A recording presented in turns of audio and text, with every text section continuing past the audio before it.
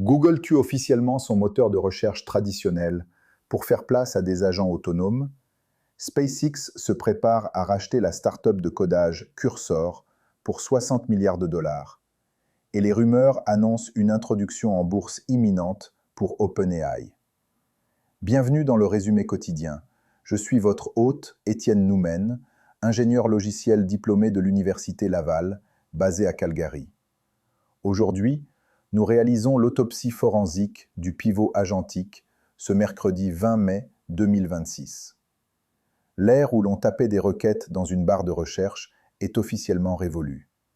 Lors de sa grande conférence pour développeurs I/O, Google a annoncé la plus grande refonte de son histoire, remplaçant la recherche traditionnelle par une interface générative intelligente propulsée par le nouveau modèle Gemini 3,5 Flash. De plus, Google déploie Gemini Spark, un agent personnel disponible 24 heures sur 24 et 7 jours sur 7, conçu pour opérer de manière autonome sur l'ensemble de votre espace de travail d'entreprise. Simultanément, les marchés des capitaux se préparent à une collision historique. Fraîchement sorti de sa victoire juridique contre Elon Musk, OpenAI se préparerait à une introduction en bourse qui pourrait avoir lieu d'ici quelques jours. Mais Musk riposte. SpaceX prévoit d'acquérir la start-up de codage par IA, Cursor, pour la somme astronomique de 60 milliards de dollars, signalant que quiconque contrôle la couche de codage autonome dictera l'avenir du logiciel. Mais avant de plonger dans les données, j'ai une brève requête stratégique. Les algorithmes de l'application que vous utilisez en ce moment dictent l'information qui parvient jusqu'à vous. Pour vous assurer de ne jamais manquer nos analyses les plus critiques, veuillez cliquer sur Suivre ou vous abonner à la chaîne DJamgaMind sur Apple Podcast pour toujours écouter complètement sans publicité. C'est une action gratuite d'1 seconde, mais c'est le moyen le plus direct de nous aider à développer cette recherche indépendante. L'épisode d'aujourd'hui est rendu possible par notre partenaire Eria. Un grand merci à Eria pour le parrainage de ce briefing. Démêlons ensemble cette journée. Nous sommes le 20 mai 2026 et l'ironie qui se dégage de l'actualité technologique d'aujourd'hui est juste frappante. Ah oui, c'est le moins qu'on puisse dire. C'est même assez fascinant à observer. C'est ça.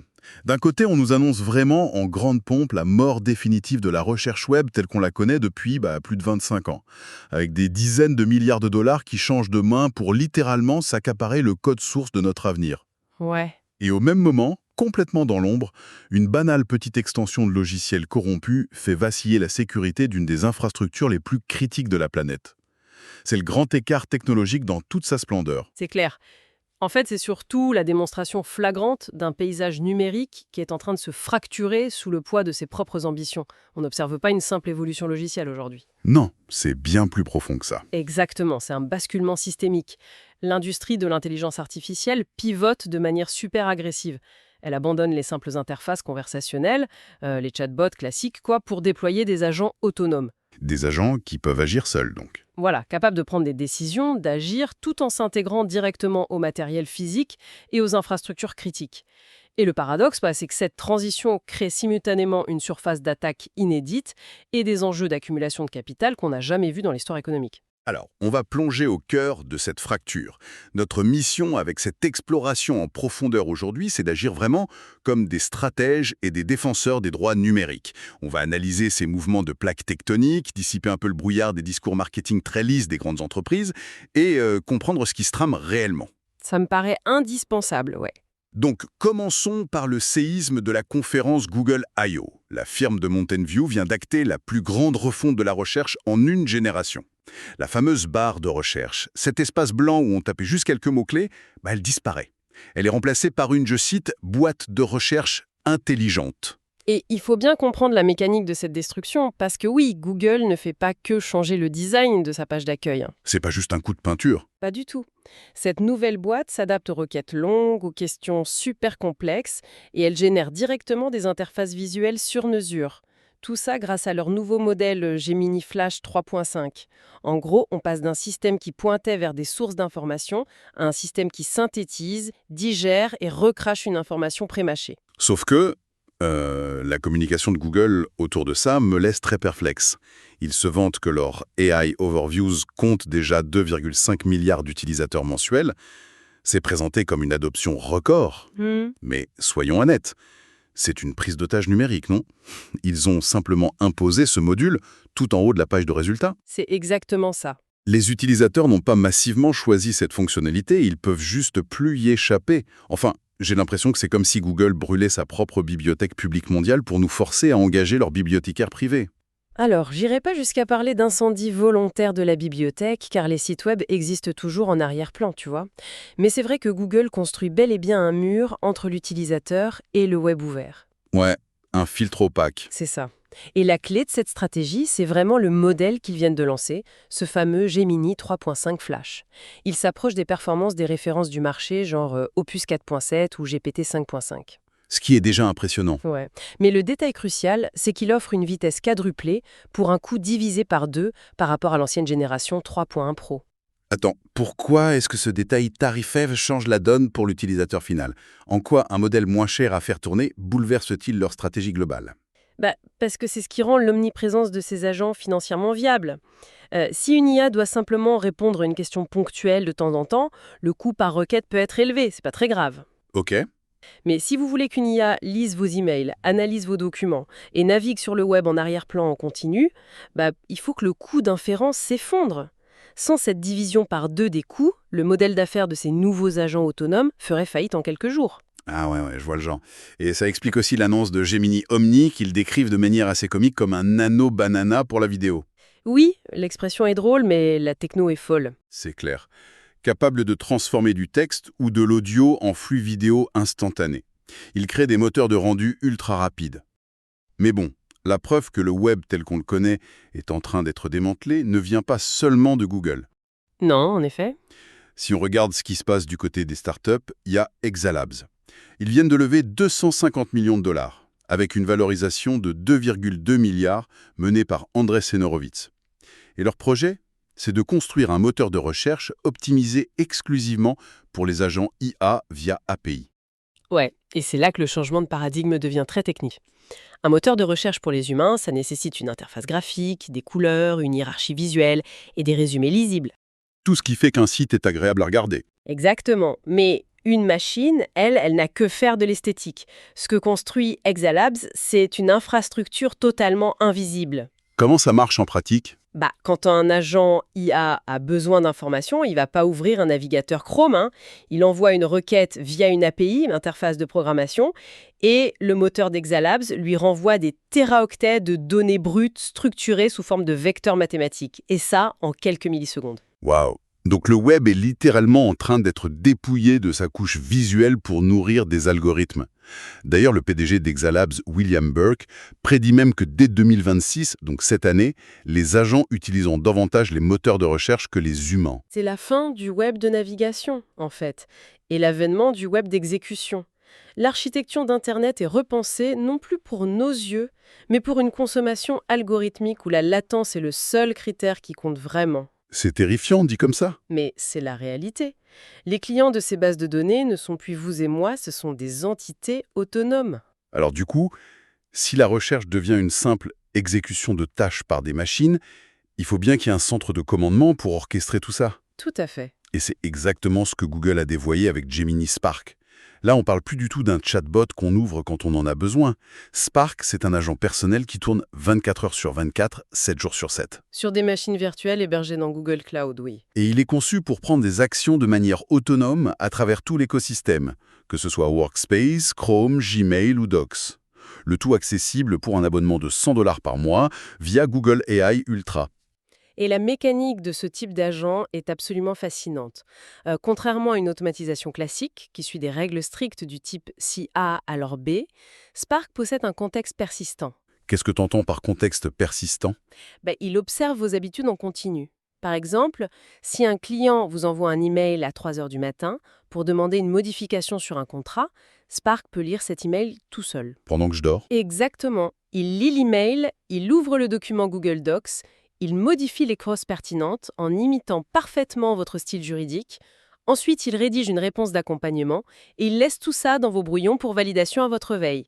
C'est une délégation totale de notre présence numérique. Quand des géants de la technologie comme Google déploient des agents autonomes 24 heures sur 24, 7 jours 7 pour opérer sur l'ensemble de l'écosystème logiciel, il est clair que diriger une entreprise nécessite une infrastructure de gestion sérieuse.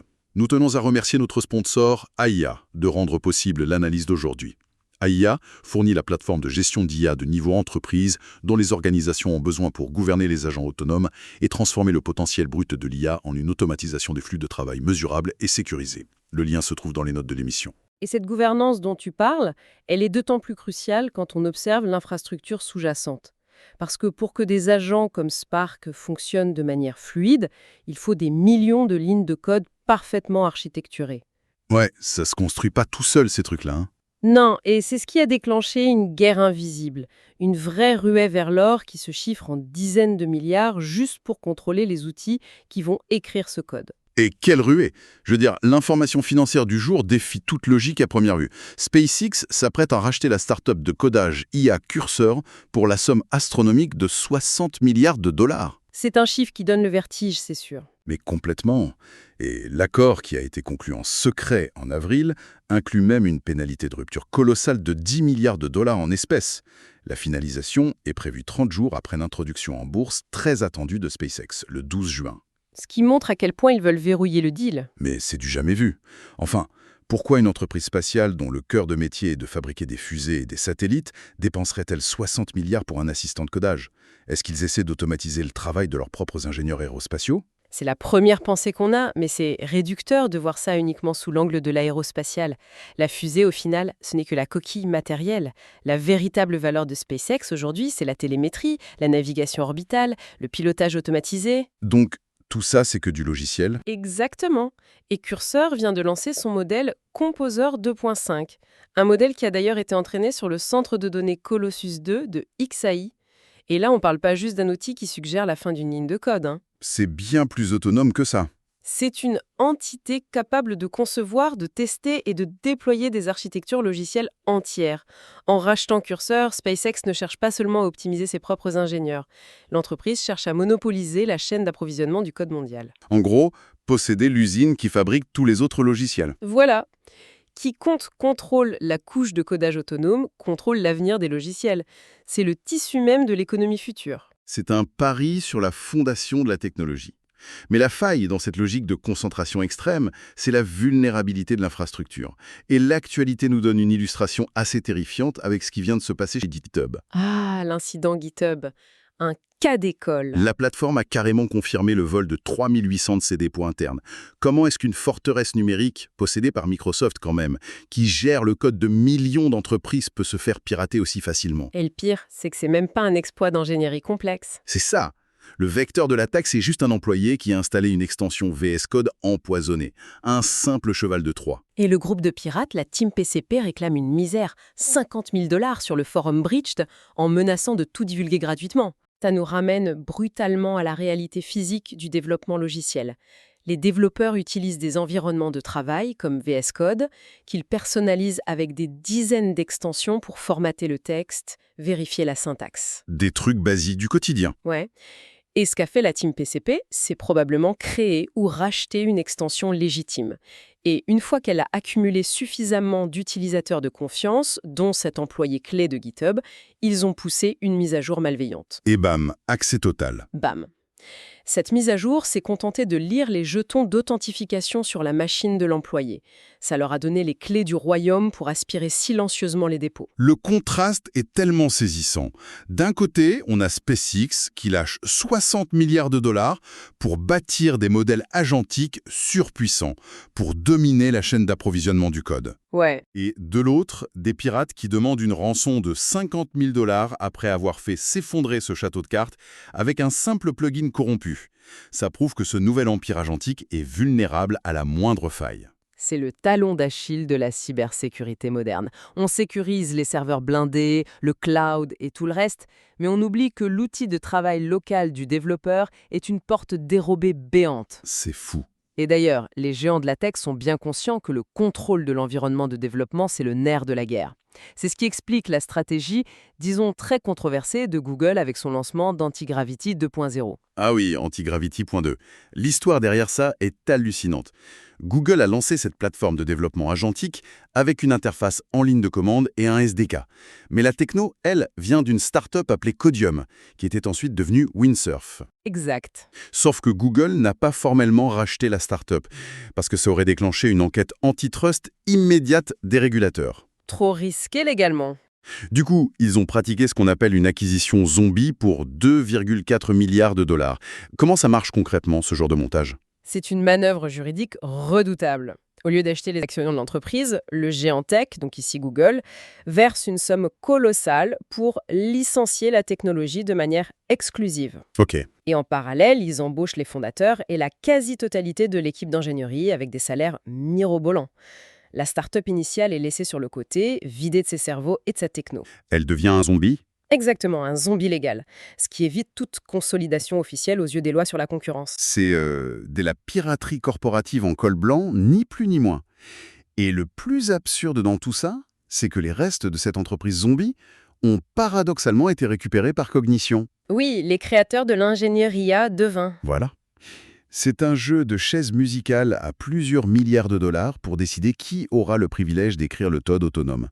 Mais bon, il y a une limite à cette guerre du code. Laquelle? Le code et les agents virtuels, aussi puissants soient-ils dans le cloud, ils sont aveugles. Ils n'ont pas accès à notre réalité physique, à notre monde matériel. Et c'est exactement cette frontière-là qui est en train de tomber aujourd'hui. C'est ce qu'on peut appeler l'ultimatum matériel. L'ultimatum matériel, c'est le terme parfait. Parce que pour que ces agents autonomes sortent du domaine strict des serveurs et interagissent avec le monde réel, ils ont besoin d'yeux et d'oreilles physiques. Absolument. Et Google intensifie violemment la course lunettes intelligente avec son programme Intelligent Eyewear.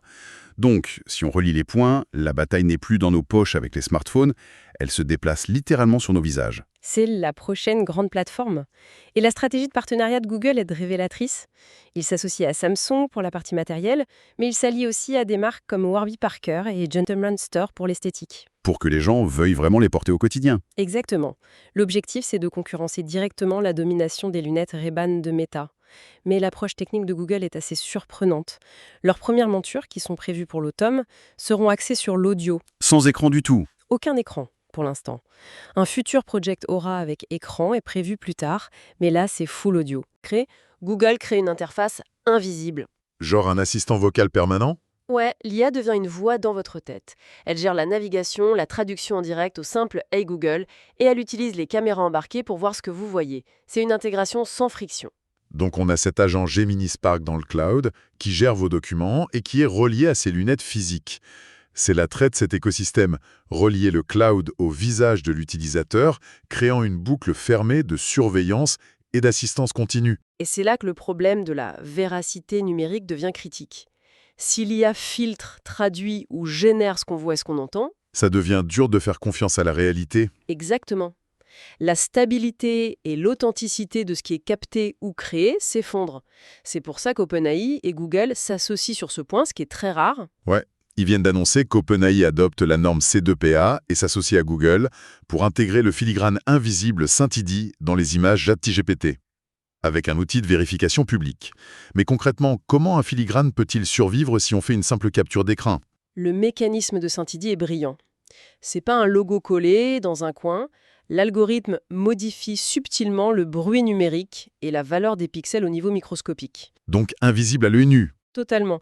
Ça crée une grille de données invisible, même si vous prenez une capture d'écran, si vous redimensionnez l'image ou si vous changez les couleurs, les relations mathématiques entre ces pixels altérés subsistent. L'outil de vérification peut détecter cette grille et confirmer que c'est de l'IA. C'est fou. Mais maintenir cette infrastructure mondiale, ces modèles, ces lunettes, ces rachats à 60 milliards, tout ça exige une injection de capitaux sans fin. C'est le nerf de la guerre, le coût du compute. Et ça force les laboratoires d'IA à sortir du modèle privé pour entrer sur les marchés boursiers. Le Wall Street Journal rapporte d'ailleurs que l'IPO secrète d'OpenAI pourrait avoir lieu dans quelques semaines, voire quelques jours. Ouais, Goldman Sachs et Morgan Stanley préparent le terrain activement. Surtout qu'un obstacle majeur vient d'être évité. Le procès très médiatisé d'Elon Musk contre OpenAI a été rejeté par un jury de 9 personnes à Auckland. Musk les accusait d'être passés d'une asso à but non lucratif à une entreprise à but lucratif. Et ça a été rejeté sur le fond. Même pas, juste parce que le délai de prescription avait expiré. Un coup de chance monumental, bien que Musk prévoit de faire appel. Mais ça a permis à Sam Altman de dévoiler sa vision lors de l'événement Stripe Sessions avec Patrick Collison. Il a parlé de devenir un compteur d'intelligence. Ah, l'intelligence meter. C'est l'idée centrale. L'avenir d'OpenAI, c'est de vendre des services de puissance de calcul pure aux entreprises qui construisent sur la couche LLM. Ça s'aligne parfaitement avec leur nouvelle offre, OpenAI Guaranteed Capacity, pour un accès à long terme. En fait, si on synthétise avec une métaphore, OpenAI ne veut plus seulement vendre la voiture, ils veulent devenir la compagnie d'électricité qui facture chaque volt d'intelligence artificielle utilisée sur la planète. C'est la consolidation absolue de l'industrie. Et on le voit partout avec les investissements croisés. Comme quoi, par exemple? On a appris que Demis Hassabis, le patron de l'IA chez Google, avait investi très tôt dans Anthropic, leur concurrent. En parallèle, on a ce fonds commun de 5 milliards de dollars entre Google et Blackstone, juste pour louer des puces TPU. Donc tout converge. Tout converge vers un monopole de l'infrastructure. Seules les entités cotées en bourse, capables de lever des centaines de milliards, peuvent se permettre de survivre à l'ère agentique. Quel voyage intellectuel aujourd'hui. Pour récapituler un peu, on a commencé par la mort de la recherche traditionnelle, remplacée par des agents Google qui tournent 24/7. Ouais. On a décrypté cette bataille à 60 milliards entre SpaceX et Cursor pour la création de code autonome, tout en observant la vulnérabilité glaçante de la chaîne d'approvisionnement avec le piratage de GitHub. Et enfin, on a vu comment ces IA atterrissent directement sur nos visages via des lunettes intelligentes financées par le compteur d'intelligence d'OpenAI. C'est un puzzle géant qui s'emboîte parfaitement. Mais avant de se quitter, tu as une pensée provocatrice à nous partager, non? Oui, je voudrais laisser ceux qui nous écoutent sur une réflexion un peu inconfortable. Je t'écoute. De Google consiste en des agents autonomes qui mesurent, qui codent et qui agissent en notre place en permanence. Ouais. À quel moment précis l'être humain cesse-t-il d'être l'opérateur de la technologie? Et c'est la grande question. À quel moment devient-on l'entité qui est subtilement mais sûrement gérée par cette même infrastructure de bout en bout? C'est une perspective qui fait réfléchir, c'est certain. Merci beaucoup pour cette analyse de haute volée. Et merci à tous d'avoir suivi ce décryptage. On vous invite à continuer de questionner les récits technologiques et à garder un œil critique sur ce nouvel écosystème matériel et agentique. À très vite pour une nouvelle exploration.